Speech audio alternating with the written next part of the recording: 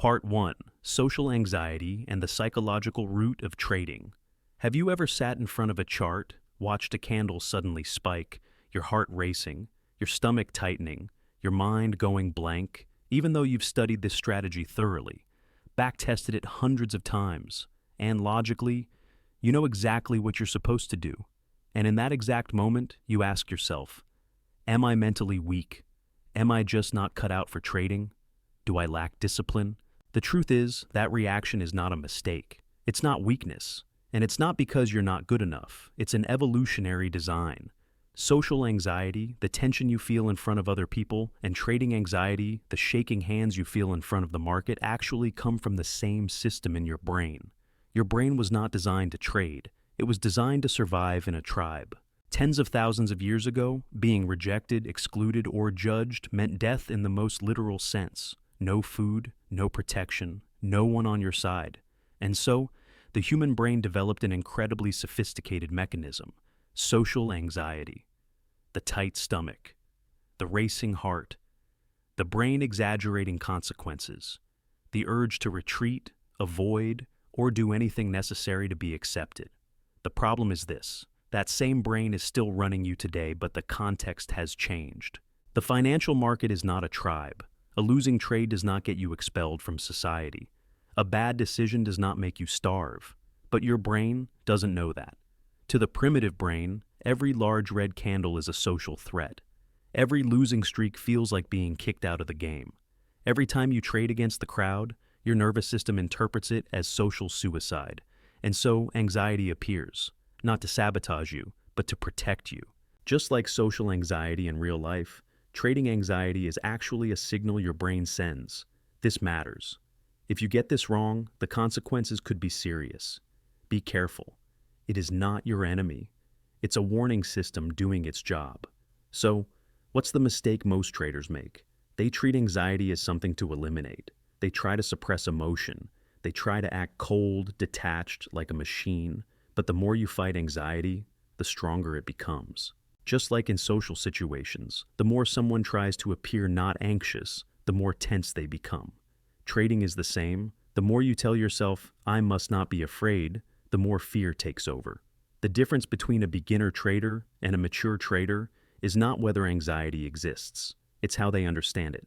The beginner hears anxiety as a command. Get out now. Close the trade. Don't lose more. The mature trader hears anxiety as a signal. Oh, this is a survival response. It's telling me I'm stepping outside my comfort zone. I don't need to obey it, I just need to notice it.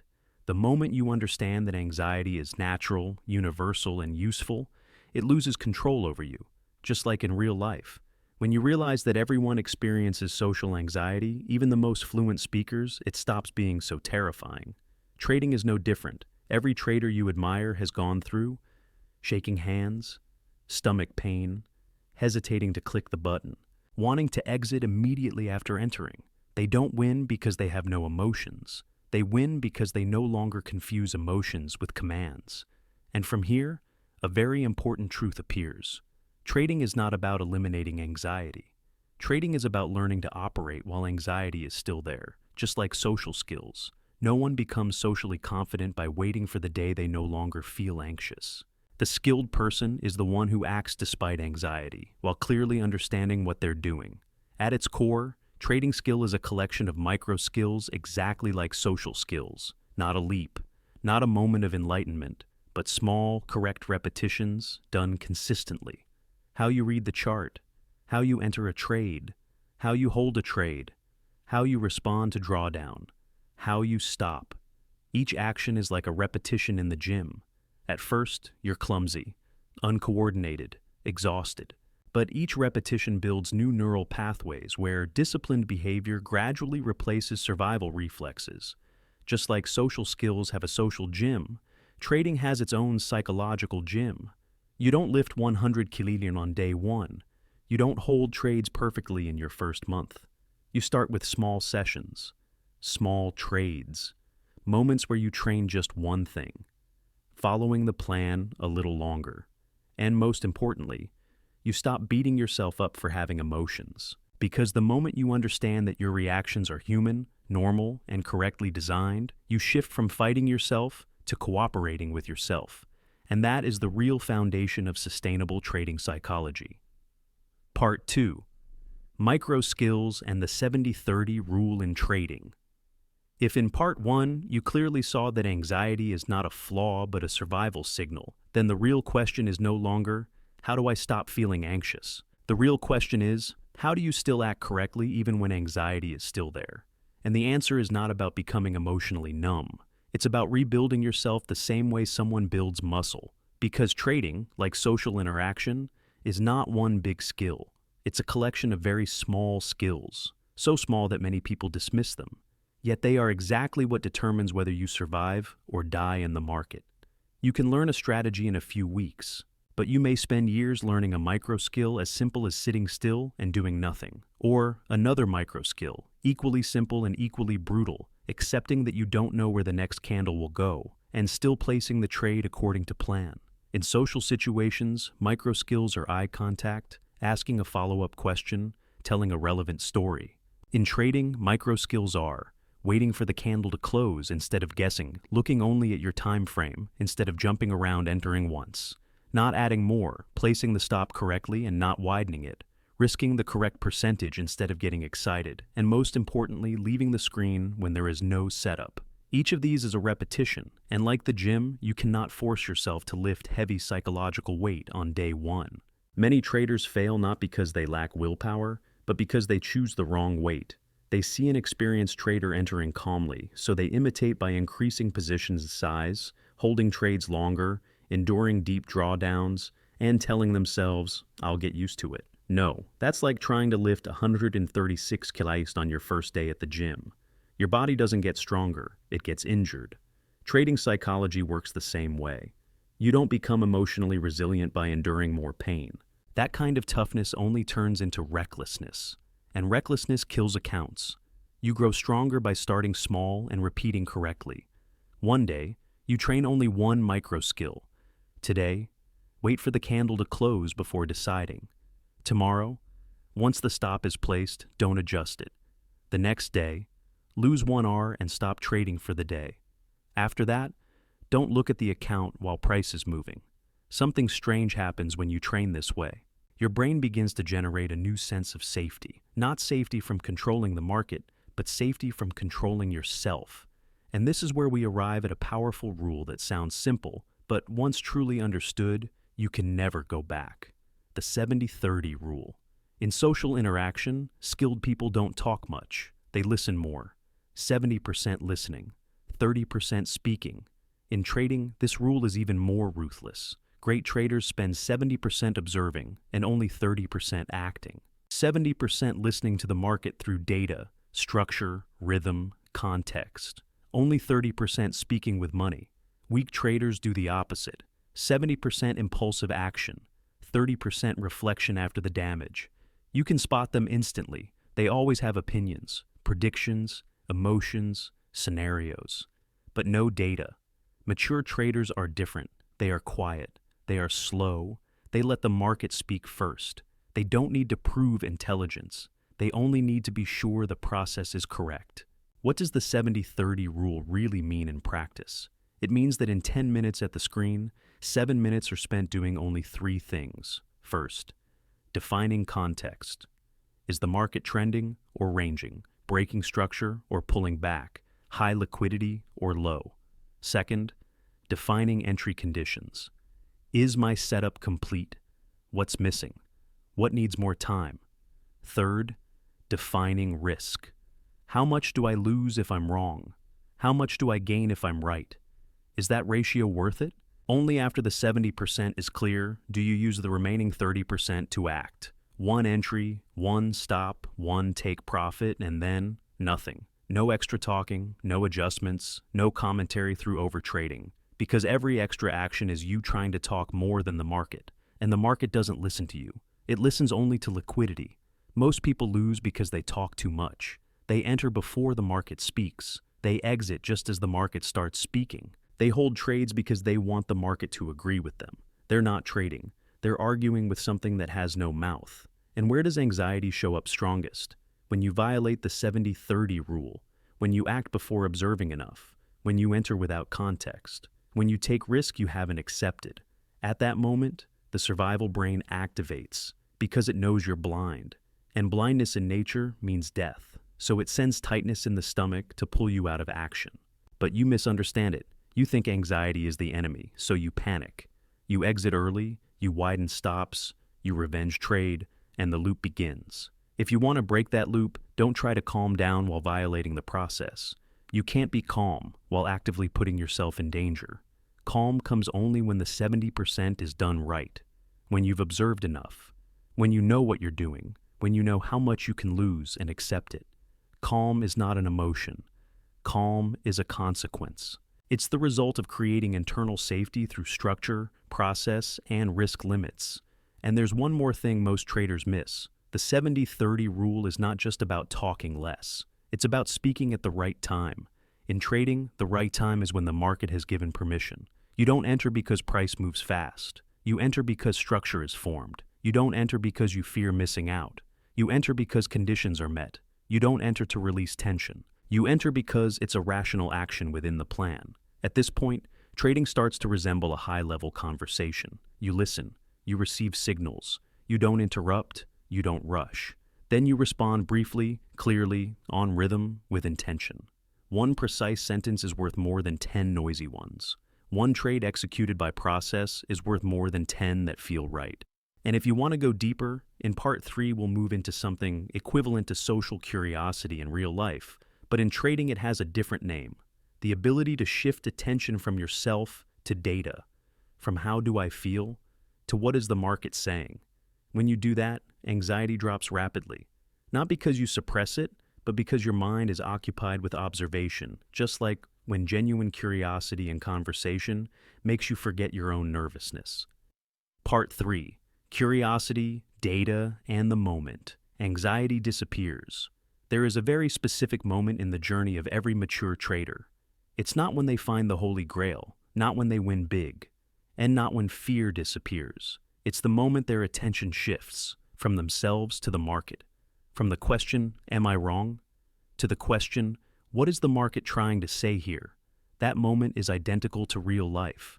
When you enter a conversation and your mind is busy thinking, do I sound stupid? Are they judging me? Social anxiety floods in. But when you become genuinely curious about the other person, what they've experienced, what they think, what they find interesting, you forget yourself. Trading works the same way. Anxiety is strongest when attention turns inward. It weakens rapidly when attention turns outward. And what allows this shift is not rigid discipline, but properly trained curiosity. Weak traders are curious in a dangerous way. They're curious where price will go. They're curious if it will go higher. They're curious if this is the top. That's not curiosity. That's a desire to control. Mature traders are curious differently. They're curious about structure, about rhythm, about time frame relationships, about what conditions cause this setup to fail, about when not to act. For them, each chart is an open book, not to guess the ending, but to read each chapter. Most traders only read the cover. They see a strong candle and conclude. They see a breakout and jump in. Good traders read deeper. They read what came before. They read context. They read what the market tried to do and failed to do. And here something fascinating happens. When you become genuinely curious about data, your brain shifts from survival mode to learning mode. These two modes cannot run simultaneously. In survival mode, the brain wants fast reactions, hates waiting, hates uncertainty. In learning mode, the brain slows down, observes, collects information, accepts not knowing. You cannot feel intense anxiety while truly learning. That's why deeply skilled traders rarely freeze in front of charts. Not because they're confident, but because they're busy observing. They resemble biologists studying an ecosystem, not hunters chasing prey. Curiosity must be trained like a muscle. You can't force curiosity while risking too much money. So, we return to something practical. To be genuinely curious, risk must be small enough for the brain to feel safe. When risk is high, every question collapses into, how do I not lose money? There's no space for curiosity. But when risk is small, when you know being wrong is okay, the brain opens up. And then the right questions appear. Not, should I enter? But, if I enter, What must happen for me to be right? If I'm wrong, what will the market look like? In the past, why did setups like this fail? What is missing that I want to see? These questions do something powerful. They anchor you in the present. Instead of flying into the future, predicting, fearing, hoping, you stay with what exists now.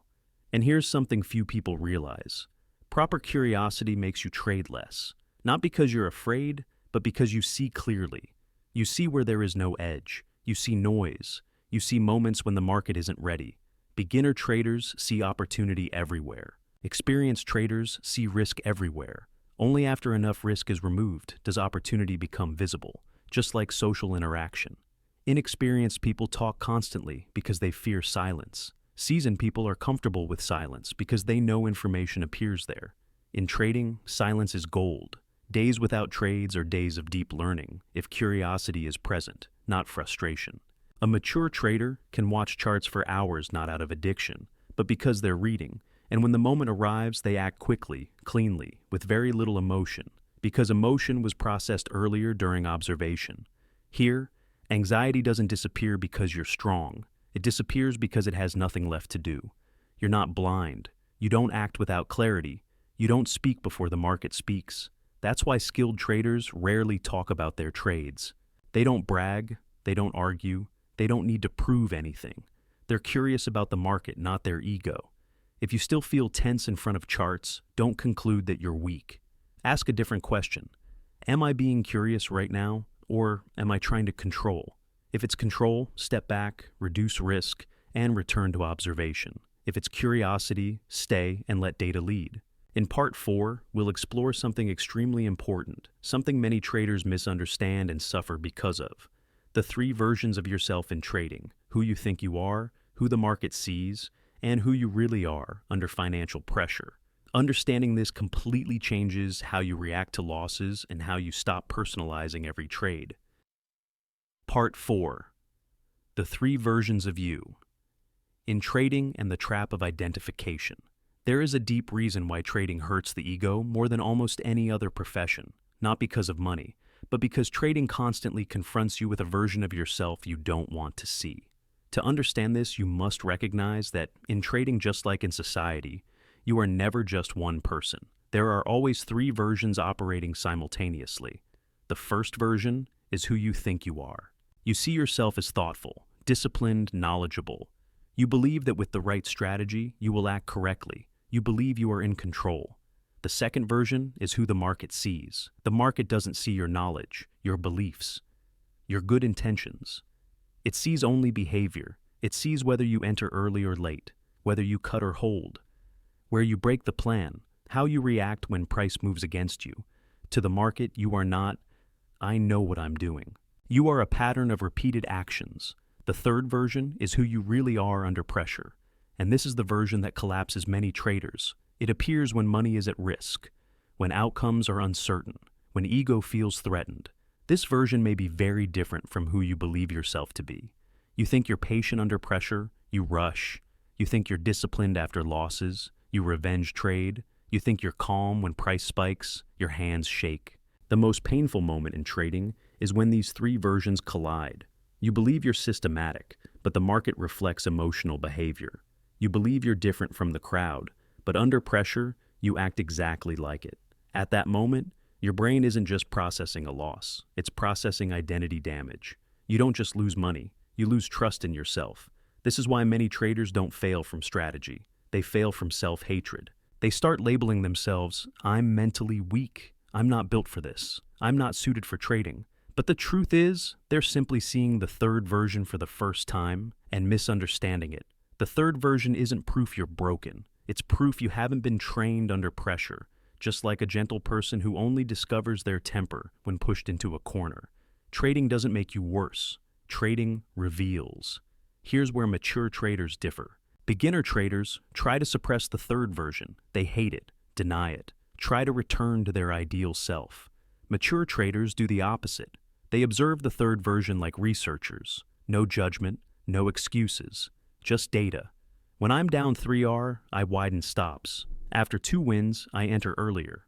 When the market slows, I lose patience. No drama, no morality, only behavioral data. This is critical. Only when you stop identifying with behavior can you change behavior. If you say, I am undisciplined, you lock yourself in. If you say, in condition A, I break discipline, you create a path to change. Great traders don't ask, who am I? They ask, in what context? How do I behave? That's the difference between identity psychology and behavioral psychology. And the market responds only to behavior. Another thing few understand. The market doesn't judge you. It doesn't hate you. It doesn't reward or punish. It reflects. It's a cold mirror showing what you actually do when no one is watching, when there's no reason to maintain an image. Every losing trade is not a verdict. It's information. Information about how your third version behaves. When you understand this, you stop personalizing losses. You stop thinking, the market is against me. You start thinking, here, how did my third version act? That shift deeply reduces anxiety, because anxiety peaks when loss means I am bad. It weakens when loss means I just collected more data about my behavior. No threat to identity, only learning. In part 5, the final part, we'll connect all these pieces to reach something many traders seek, but few truly understand. How to build a stable psychological state, not by controlling emotion, but through structure, boundaries, and how you show up to the market every day. Part 5. Psychological stability, boundaries, and true maturity in trading. There is a major misunderstanding most traders carry for years. They believe that one day they will finally become calm. They imagine a moment when they look at charts and the heart no longer races, the hands no longer shake, the mind is silent. But that state rarely arrives the way you expect. Mature traders aren't calm because emotions disappear. They're calm because emotions no longer drive action. Psychological stability in trading is not a feeling. It's a structure. It's built from clear boundaries between you and the market. The first boundary is between you and outcomes. As long as each trade's result defines your self-worth, you will never be stable. A win excites you. A loss devastates you.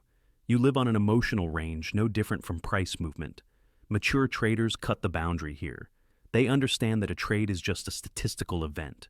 It says nothing about them except whether they followed the process. Like a skilled conversationalist who doesn't judge themselves based on one awkward interaction. The second boundary is between you and the market. The market is not an opponent, not a judge, not something to conquer. It's an environment. And you don't argue with the weather. You adapt to it. When you stop forcing the market to move your way, you start doing something different. You wait for permission. That permission doesn't come from feelings. It comes from structure, context, predefined conditions. The third boundary is between you and action. Beginner traders act to relieve emotion. Mature traders act because of plan. If you enter trades to discharge anxiety, you're using trading as a sedative, and the price is always high. When you set the boundary, I act only when A, B, and C occur, you stop debating with yourself every minute. The decision was made earlier in calm conditions. Now, your job is execution. Here's something rarely said honestly. Maturity in trading comes with less action. You trade less. You skip more. You stop feeling the need to always participate. Like in social life, confidence doesn't require constant talking, and maturity doesn't require proof. You begin to see clearly that not entering is also a high-quality decision. You stop fearing missing out because you understand. The market never runs out of opportunities. Your account does. At this stage, anxiety still appears, but it no longer drives you. It becomes background noise noticed but not obeyed. You know where you are, what you're doing, and what you'll do if you're wrong. No confusion, no chaos. You don't need to tell yourself, stay calm. Calm emerges as a byproduct of having enough boundaries. And when you look back, you realize something profound. Trading doesn't teach you how to make money. It teaches you how not to destroy yourself. It forces you to face how you react to uncertainty, how you handle loss, how you behave without control. If you learn that, you don't just become a better trader. You become a more grounded human, less reactive, less personal, less in need of proving. You start living the same way you trade best. Slow, clear, boundaried, and finally, remember this. Every calm trader you admire was once deeply chaotic inside. Every disciplined trader broke discipline countless times. No one is born suited for trading. They're simply the ones who stayed long enough to mature. If today you still feel anxious, still tense, still doubt yourself, That doesn't mean you're weak. It means you're exactly where the process requires you to be. And if you continue building small boundaries, respecting process, and stop confusing emotion with command, one day you'll realize you no longer need to try to be calm, because you've become the kind of person for whom calm is natural.